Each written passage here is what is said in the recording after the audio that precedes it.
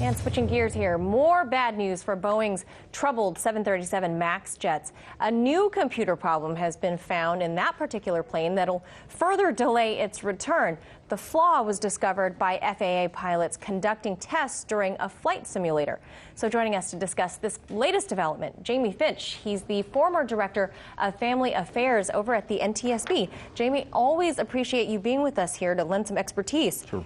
So the FAA pilots found more glitches to this automated software system, raising new questions now about the airworthiness of the 737 MAX. What does this say about the world's largest plane maker? Can they restore its safety and credibility? For the entire airline, or the company, or for Boeing? For Boeing itself, well, they have taken a big hit on this. Yeah. This is not just the problem they're having with the computers on the plane. It has to deal with reputation, with relationships that they have with the carriers, obviously with the public, the traveling public.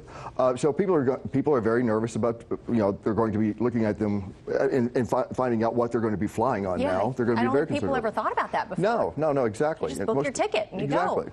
And it's always been a very reliable aircraft. Now, Boeing is doing, and FAA are both doing what they need to be doing, and really, quite frankly, should have been doing quite all along. FAA is kind of trying to cover itself in making sure that it's being very diligent, which it should be. Yeah. And that's because that's their job. Right. Yeah, exactly. Imagine that. Exactly. So they are being very diligent about what they're doing. Boeing is being very accommodating and working with them, and yes, we're very subservient with the FAA right now because they're not in a position to really not be anything else but that. Now they're working together. It's very important for Boeing as a company to get this problem and all these problems, I should say, resolved. Because if they put another one, on the ground in a crash, it could be business disastrous. Be over for them. Could be, yes. I mean, who would have ever thought Boeing, the world's largest plane manufacturer, would have, it was one thing to have one down plane, but then two, and then glitch after glitch after glitch being discovered. Right. I think the flying public are a bit wary. Well, yeah. I mean, what it boils down to is this is not just a Boeing problem. This is a problem whenever any of us rush, when we're trying to rush a job. Well, that's true. And they were trying to rush this job. They were trying to get this plane out before the NEO, the Airbus competition. Oh, they were in a race. Exactly. But they were behind. Airbus was way ahead of them. And so what they've done is they took the old 737 platform. Yeah.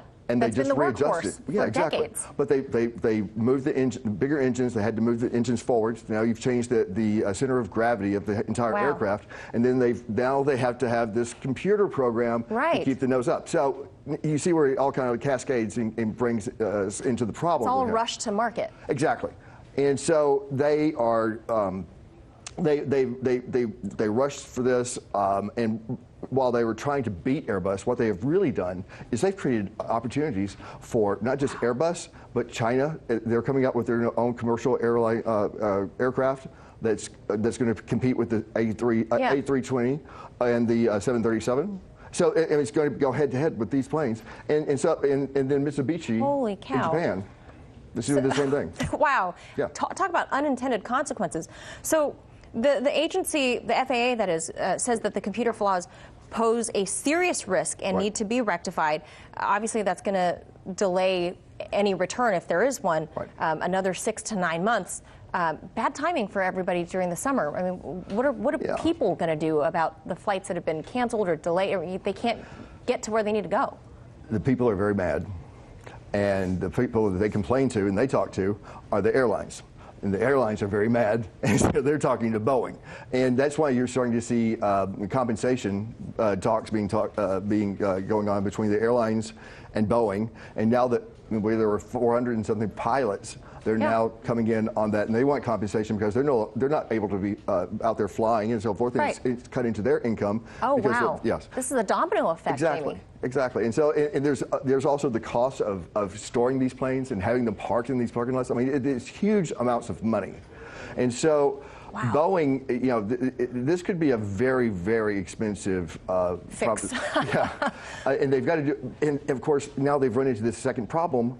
And that's just going to delay it more. Wow. And so they're not in a good position. Well, I mean, I think you're going to find it hard pressed for the flying public to feel bad for, Boeing. No, they brought it on themselves. Right, because these guys make money hand over fist. Right. And the presidents and CEOs of the airlines themselves, nobody's going to feel bad for them. No. Well, I mean, here's who I feel bad for. I feel badly for the workers at Boeing. And the people that are going, their jobs are going to be either cut or reduced. And it's not just the people at Boeing. You know, it's all the services that go into, the keeping the people, the restaurants, and everything else in the communities where these factories are. So I mean, it cascades through the economy, and so it really is not just a Boeing problem. It's a U.S. problem. Wow. A lot of stuff to digest there. I guess no one's ever really put much thought into that. It's a lot. That's such a shame for those folks, especially in the busy months. We could do an months. entire 30-minute show just on this. Oh, those poor folks. Oh, gosh. Appreciate your expertise, as always. Jamie Finch, thank you. You're very welcome. Hey YouTube, thanks for checking out our channel. We hope you enjoyed the video. We have tons of content for you just like this. For more of RT America's one-of-a-kind news and analysis, be sure to subscribe and never stop questioning more.